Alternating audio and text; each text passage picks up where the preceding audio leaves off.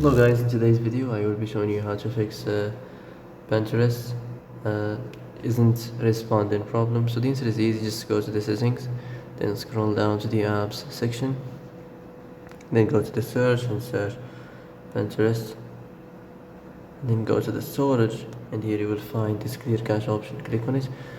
Now you can go check it if it worked, and if it didn't you can try to restart your phone or turn the Wi-Fi off and on, or the Bluetooth or the airplane mode. Also, you can try to clear data, but be careful. If you clear data, all these applications data will be deleted.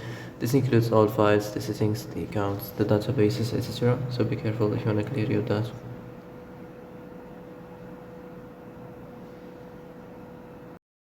And that's it for today's video. I hope this is the answer you've been looking for.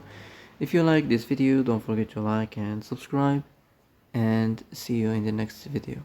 Thanks for watching.